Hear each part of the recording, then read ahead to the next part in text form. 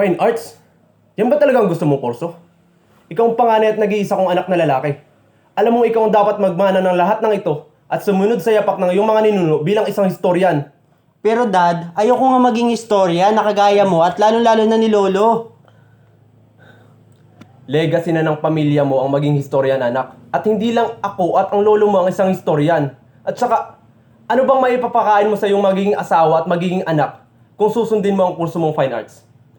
Ni sarili mo nga baka hindi mo mapakain ay.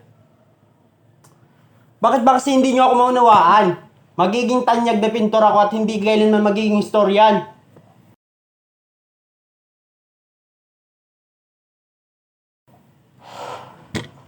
Iho, alam ba kung saan dito nakalagay yung libro ng baybayin?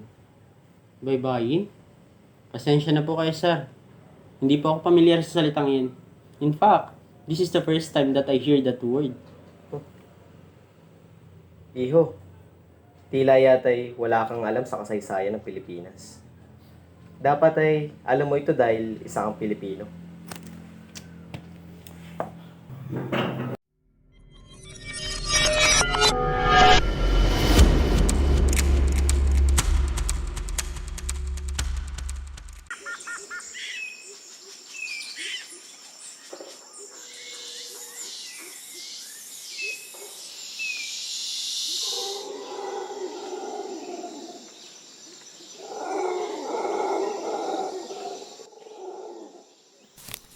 Makisig bangon!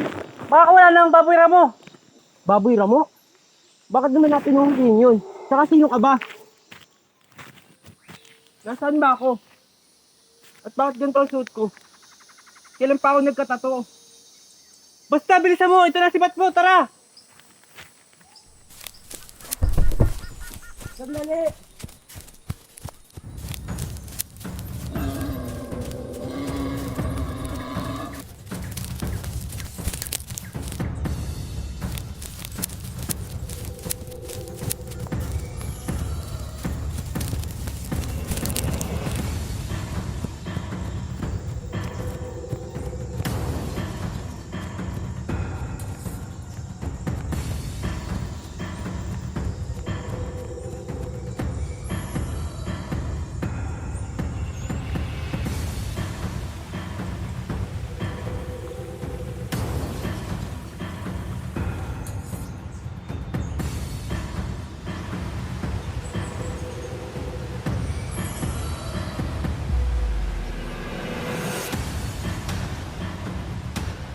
Makisig, bakit hanggang ngayon wala pa rin kayong huli? Ano nangyari sa inyo? Malay ko rito, I don't have any idea why I'm here. Ano pa yung pinagsasabi mo? Kailangan natin magmadali. Mamaya ay lulubog ng araw. Hindi tayo pwedeng umuwi nang walang huli. Tama! Kailangan natin makahuli. Hindi marahil tayo pinahintulutan ni Bathala na manghuli sa gubat ngayon. Kaya tayo nasa ilog at manghuli ng isda.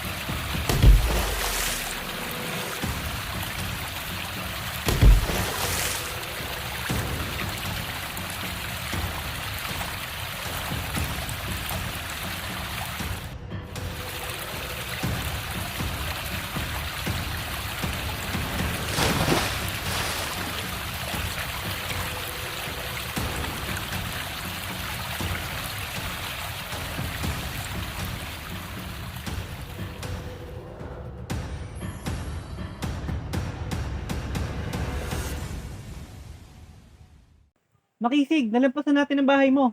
Bahay ko? Saan ba ang bahay ko? Doon ang bahay mo.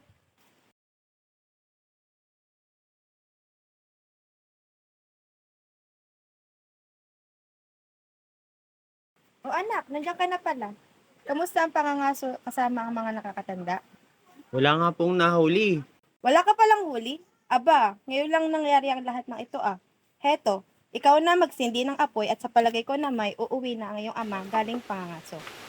Anong gagawin ko dito? Ano pang gagawin ko sa batong to?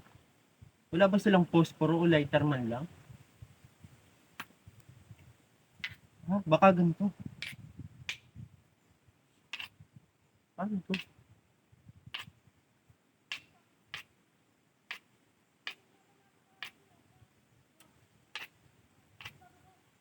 Ako na rin yan.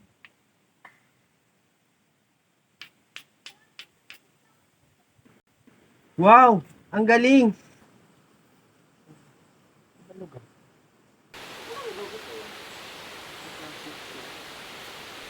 Anak, kanina pa ako nagtataka sa mga pinagpipilit mo. Halika't may pupuntahan tayo.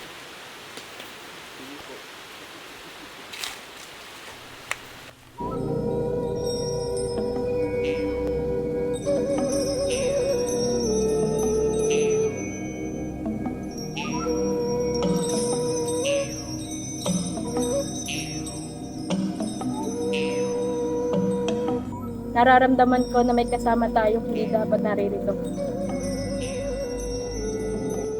Sino naman po kaya ito?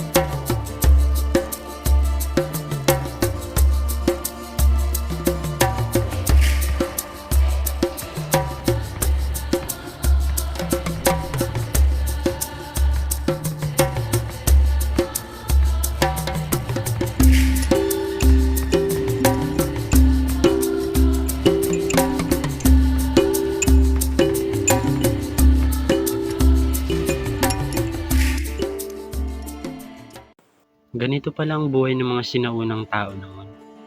Ang mga kalalakihan ay karaniwang pangangaso ang ginagawa. Sila yung naghahanap ng mga pagkain para sa kanilang pamilya. Ibang-iba sa mga kababaihan na tanging gawaing pantahanan ng inaasikaso. Sila yung sinasanay maging isang mabuting may bahay. Napakasaya ko na naranasan ko ang ganito. Ngayon, nagagawa ko ng mga isda gamit lamang ang sibad. Ganon din sa pangangaso.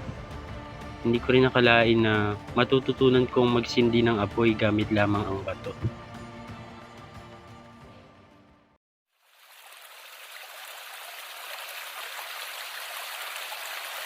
Sino po kayo?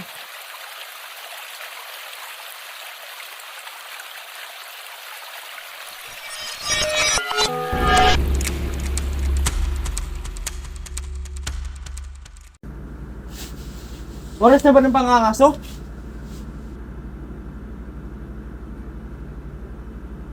Loco, no te duermas durante mi clase. Parece que has recorrido un largo camino desde tu sueño. Tome asiento y escuche la discusión. Sigamos cuál es la importancia de la religión.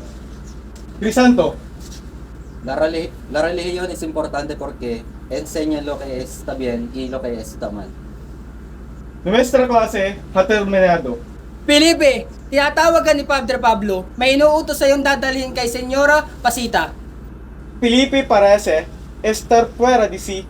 Date presa y libaselo a Señora Pasita. Ano bang pinagsasabi ng padre na yun? Senyora Pasita? Itong bagay na to. Siguro bibigay ko to doon. Pero, So ko naman hanapin ang Senyora Pasita na yun.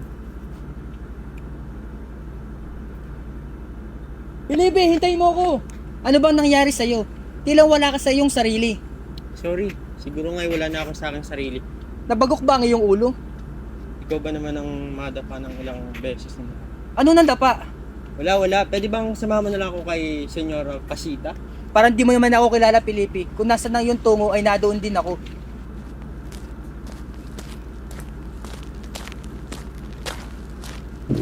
Saan nang yung tungo? Dito ang opisina ng Senyora Pasita. Dyan ba? Oo.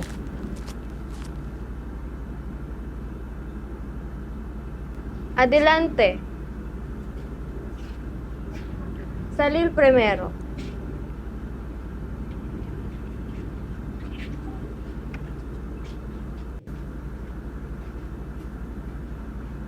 Buenas tardes, Senyora Pasita.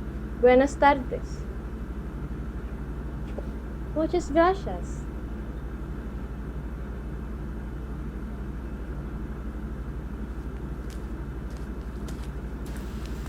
Felipe anak, narito ka pala. Halika't sabay-sabay na tayong umuwi. Magandang hapon po, Tia Lucia. Magandang hapon po, Tio Diego.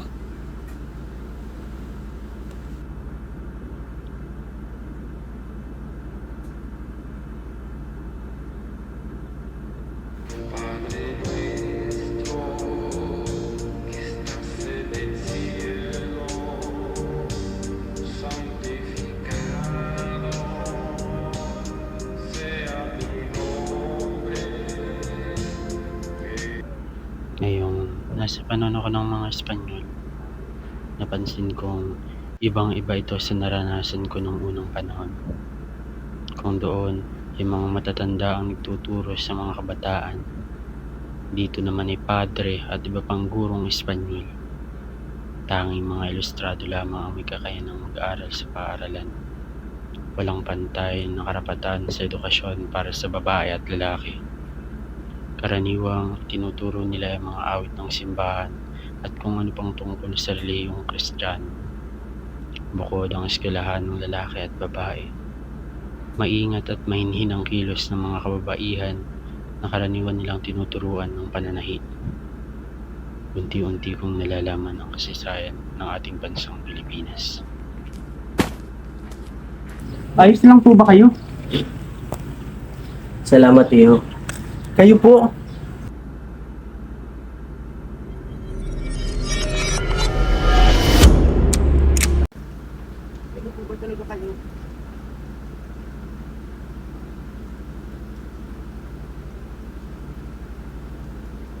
Bakit ka lang dyan? O kaya ng damit mo, magbihis ka na at baka mahuli pa sa pagpalit sa paaralan si Ana. Sino mo mga anak? Aba, huwag mo sabihin nakalimutan mo, pamangkin mo. Pamangkin? So kapatid kita? Ito, tao na po.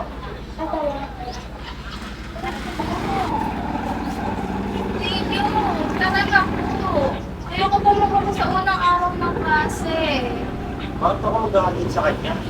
Ako, Carlos, tigilan mo na nga ako sa pagbibiro mo. Di na ako natutuwa. Kagabi malinaw na ang ating usapan na ikaw na muna ang maghahatid kay Ana.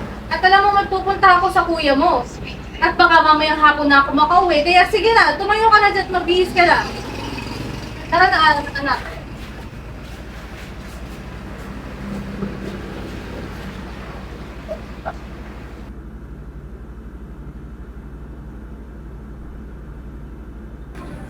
Tio, dito na po ang aming paaralan. Sige, magpakabait ka ha at mag-aaral din ng mabuti. Opo, Tio.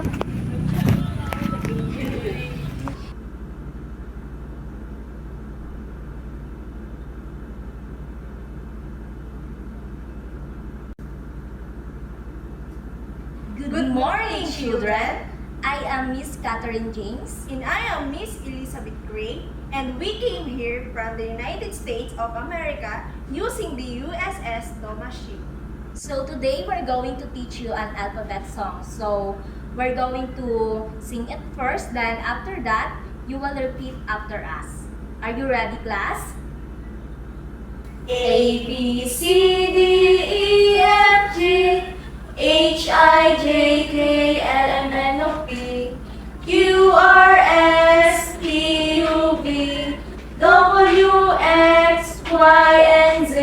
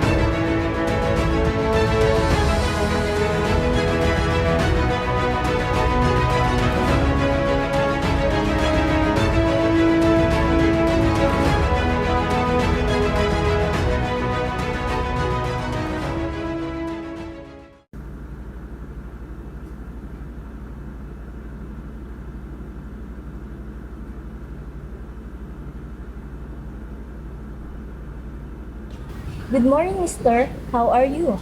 Good morning, ma'am. I'm fine. Oh, do you know how to speak in English? Yes, I know how to speak in English. By the way, ma'am, I'm sorry if I distract your class. I'm glad to know that there is Filipino here who understand English. Maybe you can help me to know about your culture since I'm new here because I want to be familiarized with Filipino culture. Oh, by the way, please come in. Thank you, ma'am.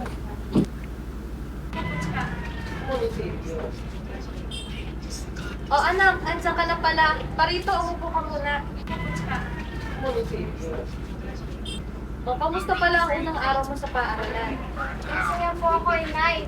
Natutunan ko po agad ang alphabet ko. At natuto din ko akong magbasa, magsulat, at magbilang po. Talaga, anak? Natutuwa naman ako at masaya ka. Ang Pilio Carlos mo lang kasi ang nakapag-aral. Ako noon, pagluluto at pagtatahila ka, ang anak ko. Kasi pa, maaga pa rin ako nakapagsasawa. Sa sinaunang panahon, natutunan ko kung paano mamuhay sa bundok. Kahit na may natatanging gampanin ang mga babae, masasabi ko na limitado pa rin at nakatuon kung paano sila magiging mabuting asawa. Halos wala din itong pinagkaiba sa panahon ng mga Espanyol kung ang tungkulin ng kababaihan ang pag-uusapan. Ngayon, lubos akong natutuwa na makita na may pagbabago sa kalagayan ng kababaihan. Siguro, kung matagal ng isang demokratikong bansa ang Pilipinas, baka nakapag-aral din ang kapatid kong si Belen. Pagkatapos kaya ng panahong ito, saan naman kaya ako mapapadpad?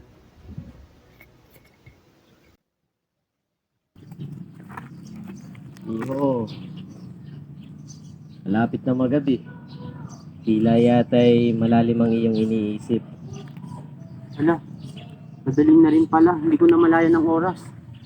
Salamat po sa paalala, Tatang. Ihahatid ko na rin po kayo. Teo, huwag mo akong isipin. Muna ka na. Malayo pa ang inanak ko.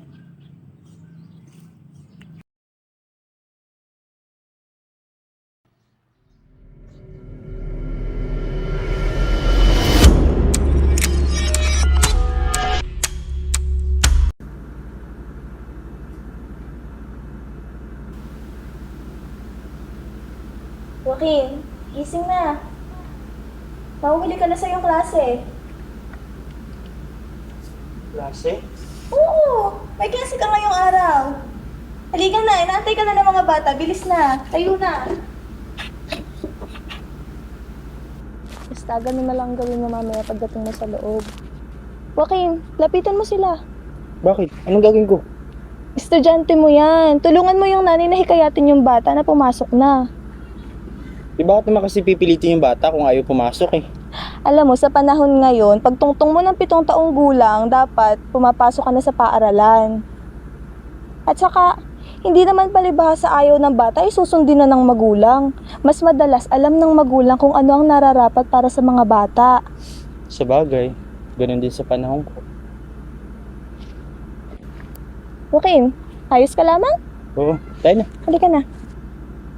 Magandang araw mga bata. Magandang araw din po. Meron bang absent? Ibig ko sabihin ay meron bang lumiban sa ating klase ngayong araw? Wala po. Magaling. Teka. Mga pala tutulog sa akin.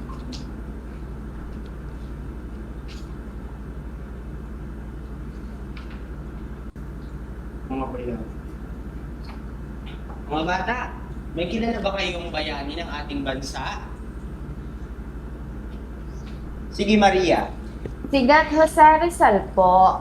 Magaling, si Gato Rizal. Sino ba? Sige Tina.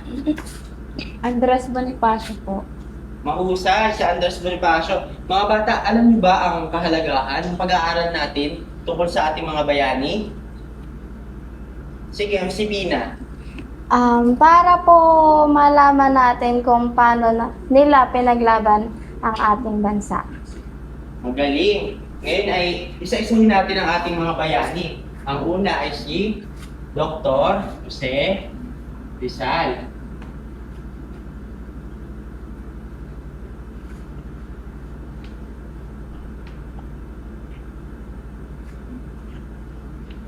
Ano ang nalalaman ninyo tungkol kay Dr. Jose Rizal, mga bata?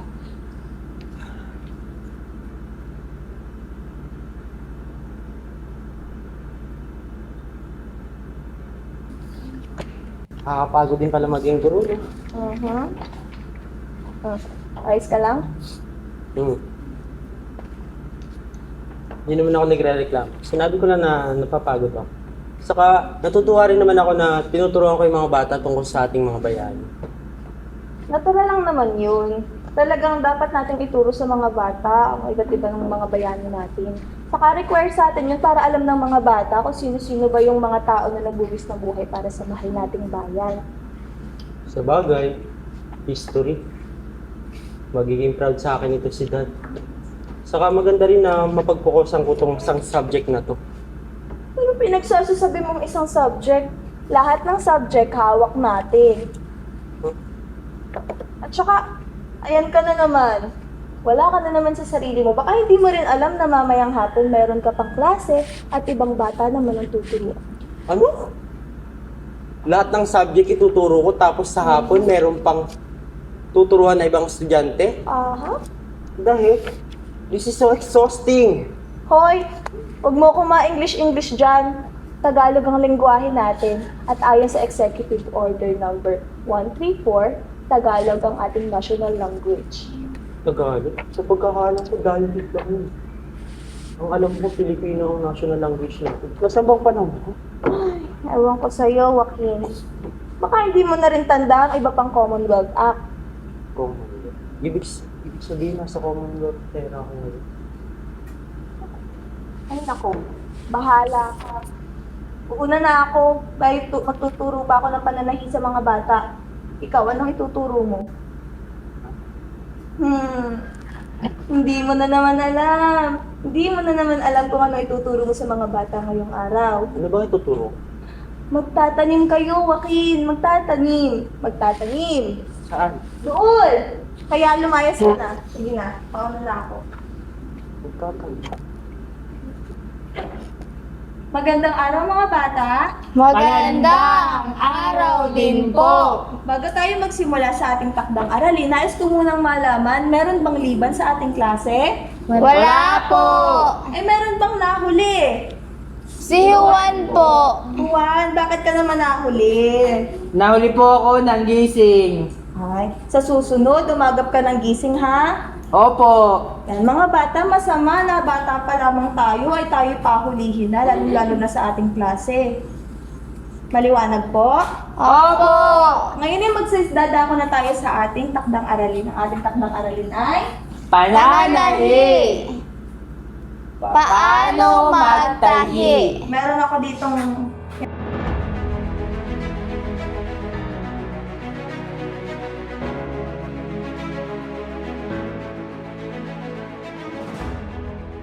Naunawaan nyo ba? Opo. At ito na nagtatapos ang ating aralin ngayong araw. Mga bata, bago kayo umuwi, maaari bang maglinis muna kayo ng loob ng ating silid-aralan? Opo. Sige. Maaari na kayong magsitayo.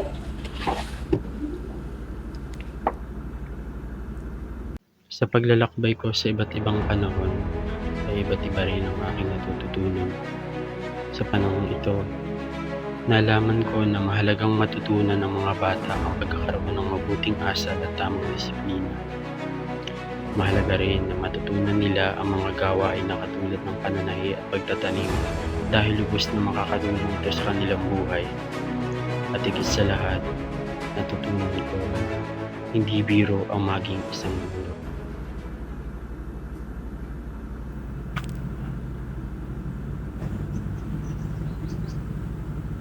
Dahan-dahan pag inom, iho.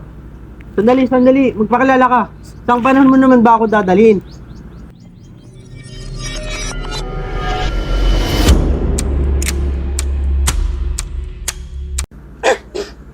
Anak, ayos ka lang ba?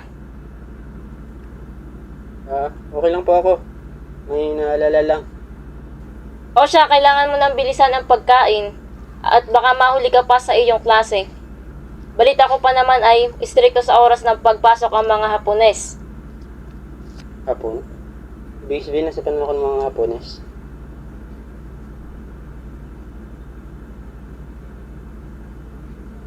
Naku, Fernando, tama na yung pagkatulala mo. Bilisan mo ng pagkain at baka mahuli ka pa sa iyong klase.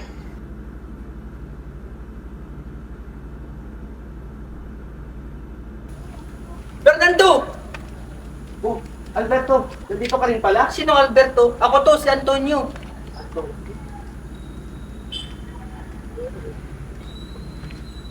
Oh, ba't napatahimik ka? May sakit ka ba? Wala. Tara na, baka mahuli ka sa siskwela.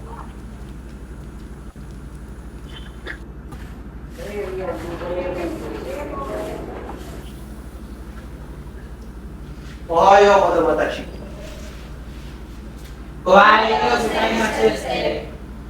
Sorry kako to ikemasu.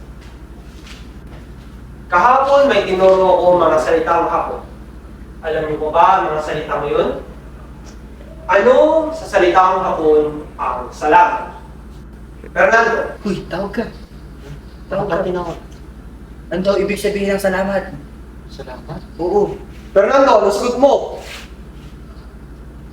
감사합니다. Nani? Mupo ka na. Ano yung sinasabi mo? Hindi mo naman sagot eh. At ngayon, kailangan nyo matutunan ang wikang Hapon. At mahigpit na pinagbabawal ang pagsalita at pagkanta ng lingwaheng Ingles. Mas kailangan nyo pagtutunan at pag-aralan at pahalagahan ang komunikasyon at pagkakaibigan ng bansang Pilipinas at ng bansang Hapon. Maaari na kayong umalis. Arigato, Sensei. Ay, nakakapagod naman pag-aralan ng wikang Hapon. Nakakabulol. Siyang tunay, ako ngayon nabubulol tuwing nagsasalita nito ay.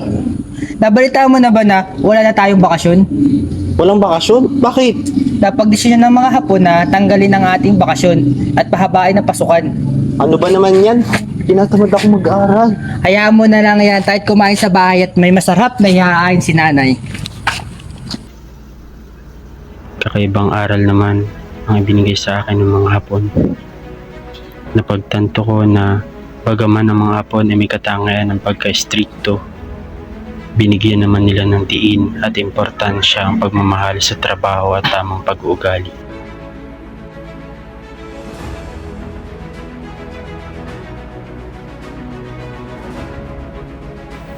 Tara na po, Tatang. Handa na po ako sa panibagong pakikipagsapalaran.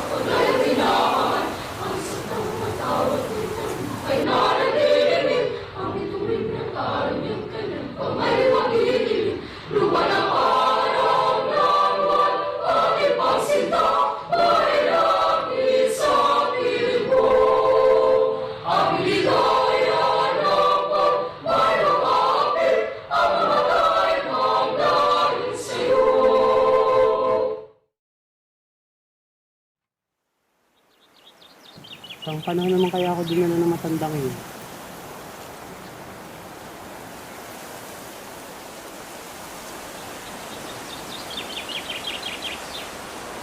Nakamit na ng Pilipinas ang kalayaan. Nasa 11 at 55 tayo. Oras na po ba ng pagbalik ko sa aking panahon? Hindi. Dahil ikay nagtataka kung bakit nagpakita-kita ko sa inyo. Palagi lang kitang tinitingnan. Pinagmamasdan ng mga kapila. Pero, kailan pa ako makakabalik sa panahon ko? Ang dali po.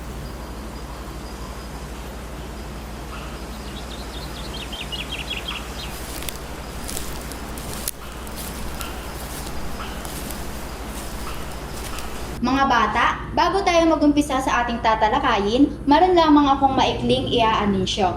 Ginawa ng batas ang araw-araw na pag-awit ng pambasang awit ng Pilipinas. Nais kong magsumikap kayong lahat na araw-araw pumasok na maagap upang makilahok sa pag-awit. Malinaw ba mga bata? Opo! Mabuti. Ngayon ay mag-uumpisa na tayo sa ating tatalakayin. At ang ating tatalakayin ngayong araw na ito ay tungkol sa... Kilala niyo ba mga bata kung sino ang nasa larawan? Opo! Sa tingin niyo, sino ang nasa larawan? Si Jose Rizal. Mahusay. Si Jose Rotasio Rizal Mercado y Alonzo Riolonda, o mas kilala sa tawag na Dr. Jose Rizal, ay ipinanganak noong 19 ng Hunyo, taong 1861 at namatay noong 30 ng Disyembre, taong 1876. Si Jose Rizal mga bata ay isang Pilipinong bayani at isa sa pinakatanyag na tagapagtaguyod sa pagbabago ng Pilipinas noong panahon na sinakop tayo ng mga Kastila. At alam niyo ba mga bata na si Dr. Jose Rizal ay may 2 libro na inilimbag ng mga panahong iyon. At ang mga librong ito ay pinamagatang No Limitangere at El Filibusterismo. Natutuwa ako sa pagbabago ng ating bansa. Tunay nga na nakamit na natin ang kapayapaan. Matapos magkaroon ng civil service eligibility for teachers nung nakaraang taon, ay may panibago na namang mga batas na poprotekta sa ating mga guro. Siyang tunay. Ako rin ay lubos ang kagalakan nung marinig kong naipasa na sa Senado ang Republic Act 4670 or Magna Carta for Teachers na siyang poprotekta sa karapatan nating mga guro. Huwag din natin kakalimutan ang edukasyong pang-elementarya. Siguradong marami na namang kabataan ang magkakaroon ng pagkakataong makapag-aral. Tunay nga nakakatuwa ang mga pagbabagong iyon. Naalis na rin ang bayad sa matrikula kung kaya't libre na makakapag-aral ang mga kabataan.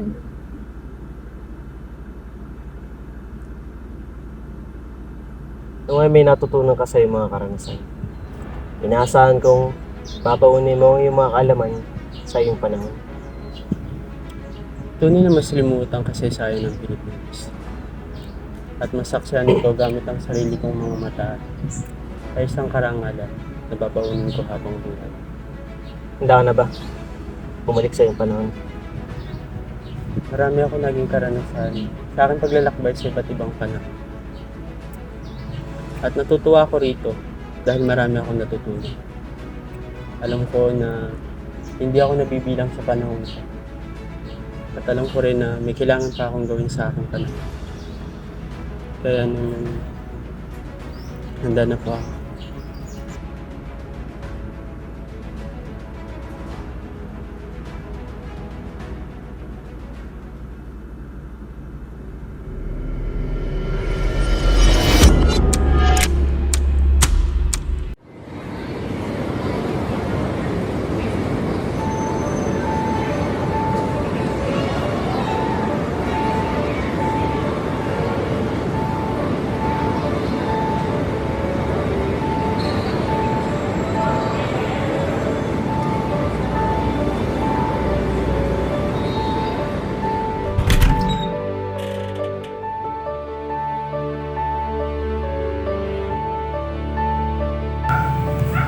Marciano Concepcion Rivera?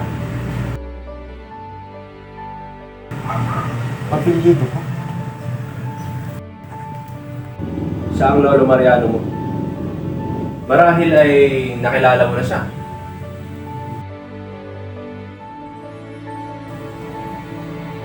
What do you mean, Dad?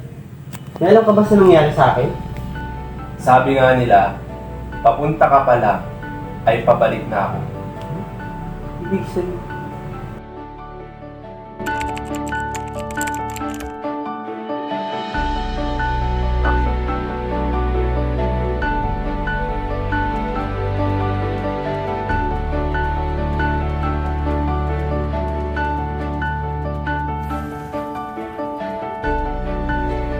Natutuwa ako dahil natupad ko ang aking pangarap bilang isang tanyag na Pinoy.